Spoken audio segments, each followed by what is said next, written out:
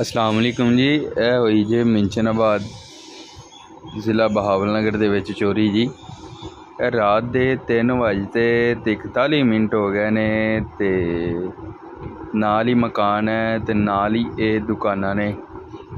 पहले मोटरसाइकिल आएगा, हुणे इंज सीधा जाएगा ते अगू एक होर मोटरसाइकिल वाला इंतज़ार हुण जा रहा है। अगे जा रहे ने, अगू एक होर मोटरसाइकिल वाला इन्हां दा इंतज़ार कर रहा है। वो दूसरे रस्ते तो आया ताकि रस्ता साडा सारा क्लीयर होवे। इत्थों अगू मोड़ के दोनों मोटरसाइकिल आएंगे इत्थे अगे जी। हुणे देखना जी की करते हैं। वो आ रहे ने जी, यह मोड़ कट लिया जी, वो आ रहा है जी। आ मोटरसाइकिल दो आ रहा है जी, दोनों चोर ने जी। 4 बंदे ने जी।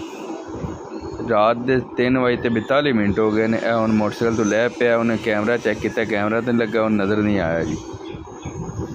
इत्थों उन्होंने रोकदा, इत्थे रुक जा। हुण मोटरसाइकिल नहीं पर खोलदा पिया। सेफ गार्ड दे विच इन्हें ना जी राड लुकाया होया जी। सेफ गार्ड दे विच हुण खोल रहा। सेफ गार्ड दे अगे चूड़ी कोई बनाई हुई, कोई ढक्कन जिहा दी मोटा सेफ गार्ड है। वो उहदे चों हुण ये राड कड्ढदा पिया जी। उन्होंने राड कढ़ लिया जे। हुण उपर ढक्कन ला देगा। ये हुण मोटरसाइकिल है गली दे विच ला देणगे ताकि सानूं किसी नूं शक ना जावे, किसी नूं टेंशन ना होवे।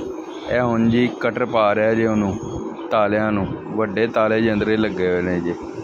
ये पा रहा जी। उहदे कोल टुट गया जी। एक ताला उन्होंने को टुट गया जी। आ दूसरा जिहड़ा है जी, यह हुण दूसरे ताले वाले गया जी। ये हुण खोल, यह हुण दूसरा उन्हें तोड़ता जी। तोड़न तो बाद यह उन्हें राड उहदे विच पाता। राड उहदे विच पावन तो बाद जी यह देखो ताला खोलणगे। इत्थे इहनूं शक होएगा थोड़ा जिहा, कोई आया तो नहीं।